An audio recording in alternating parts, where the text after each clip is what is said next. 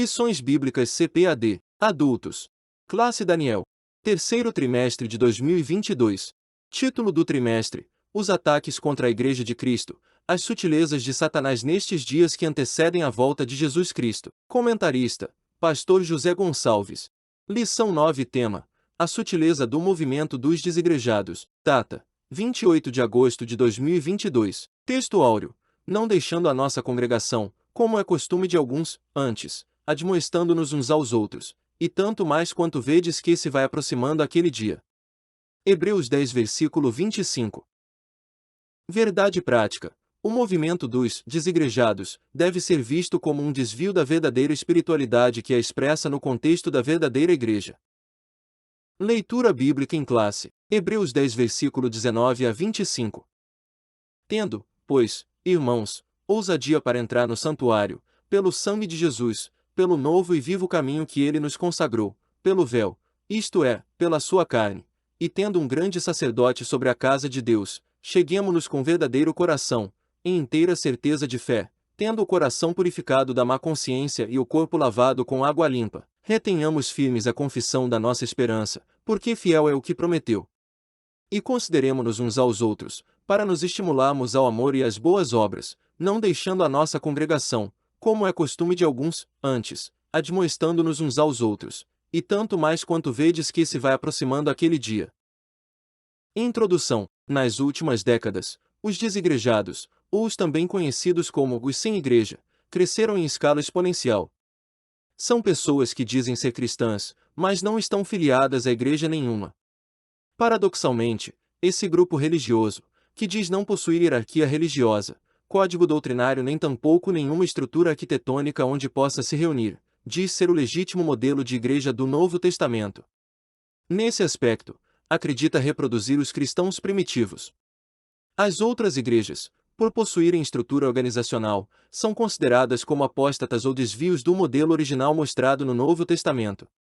Nesta lição, procuraremos entender a natureza desse fenômeno religioso, destacando tanto seu aspecto social como também espiritual. Dessa forma, a nossa análise procurará entender como pensa um desigrejado, suas crenças e práticas.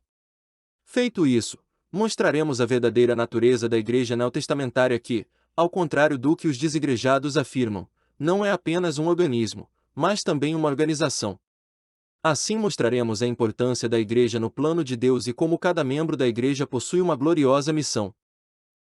Tópico 1. Visão e prática do movimento dos desigrejados. 1. Um ensino anti-institucional. Os desigrejados são contra toda forma de organização e institucionalização da igreja. Alegam que na igreja primitiva não havia instituição alguma. Dizem que a institucionalização da igreja só começou quando Constantino, o imperador romano, assumiu as rédeas da igreja e a converteu numa organização.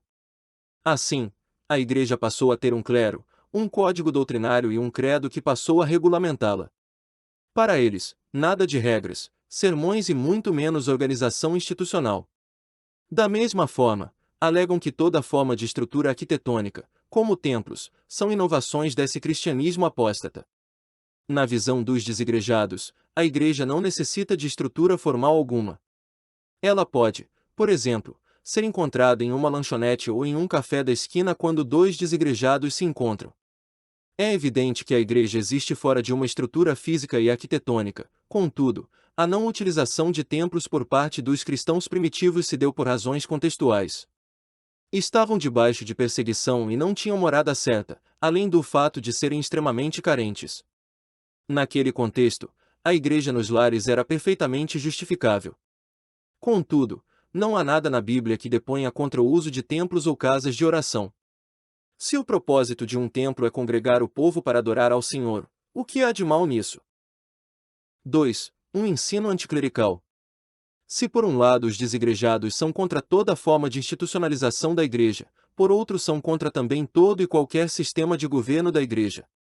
Isso significa que os sem igreja são contra, por exemplo, presbíteros, diáconos, bispos e pastores.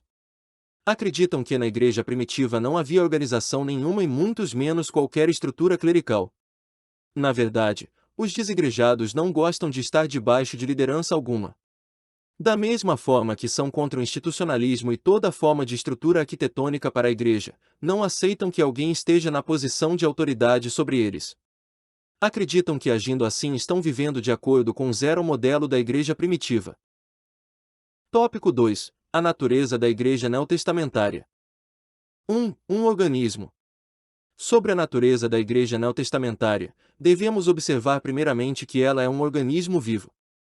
Nesse sentido, a Igreja é o corpo de Cristo. Assim, a Igreja é formada por todas as pessoas convertidas a Cristo, que pertencem a diferentes povos, tribos e línguas. Não há acepção de pessoas.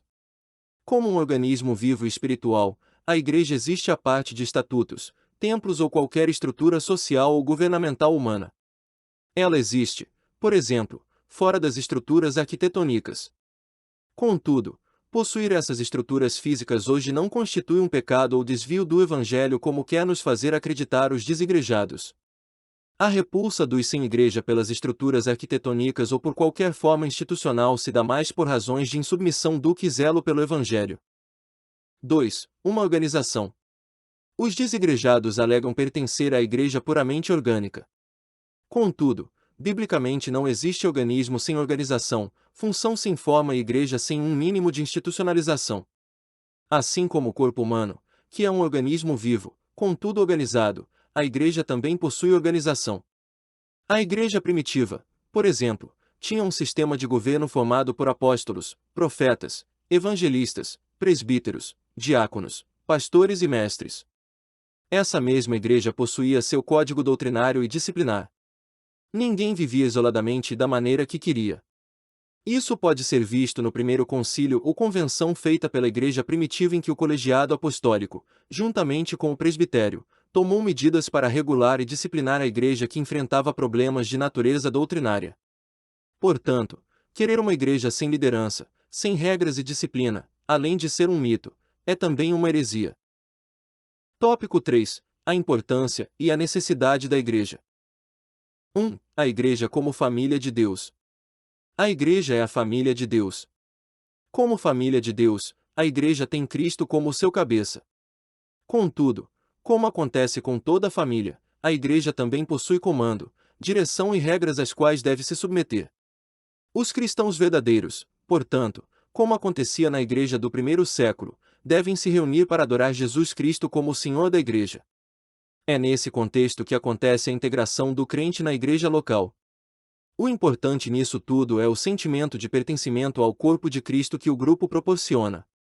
Não podemos ser igreja sem sermos antes uma família. Nesse aspecto, a igreja deve discipular seus membros e fomentar a comunhão uns com os outros. O sentimento de irmandade, respeito e reconhecimento mútuo deve dominar o ambiente da igreja local. 2. A igreja como testemunha da salvação. Se por um lado o apóstolo Paulo chamou a igreja de família de Deus, por outro, esse mesmo apóstolo apresentou com que fim essa família foi criada, para que, agora, pela igreja, a multiforme sabedoria de Deus seja conhecida dos principados e potestades nos céus. Deus criou a igreja com o propósito de ser uma família, cuja missão é proclamar a sua abundante graça. De fato, o apóstolo Pedro disse que a missão da igreja é proclamar as virtudes daquele que nos chamou das trevas para a sua maravilhosa luz. A razão de a igreja existir, além do fato de promover adoração, companheirismo e integração, está na sua missão de pregar a salvação. A igreja pode existir em um templo, mas a sua missão só se completa fora dele. Não há igreja que seja bíblica e exista somente dentro de 4 paredes. Conclusão. Nesta lição vimos como os desigrejados pensam e agem com relação à igreja. Acreditam ser possível ser igreja fora da igreja. Vimos que alguns equívocos contribuem para isso. Há um mito de que uma verdadeira igreja não possui organização alguma e, consequentemente, não há liderança estabelecida.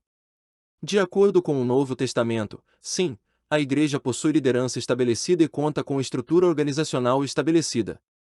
O objetivo não é honrar e glorificar o homem, mas exaltar o Senhor Jesus Cristo e cumprir a missão para a qual ele nos chamou. Amém.